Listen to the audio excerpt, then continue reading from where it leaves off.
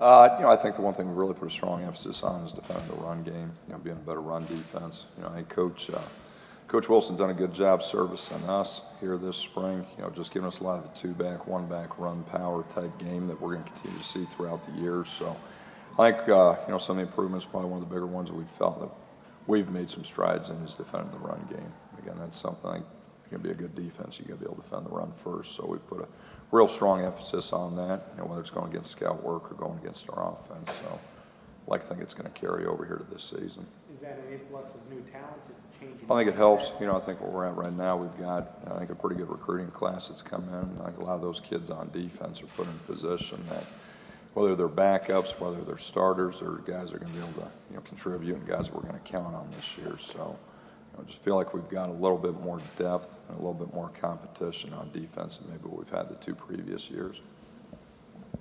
Shakir Bell, you talked about this last year too, maybe then just in the media test, facing a guy like that, week one, just sort of getting a feel for in a game situation, how far your run defense has come.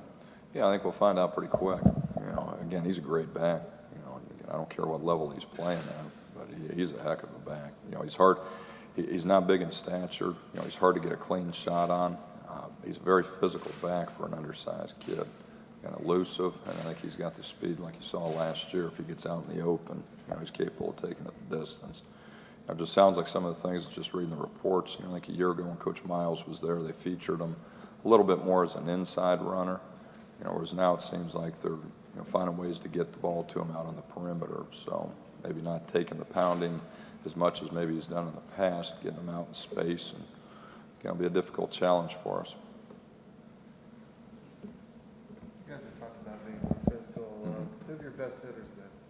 Well, I think some of the new guys, like Antonio Allen, I think is one of the guys that sticks out. He brings you, just a tough, hard-nosed kid that, like I said, when he tackles and when he hits, again, it's pretty impressive, particularly for a young guy.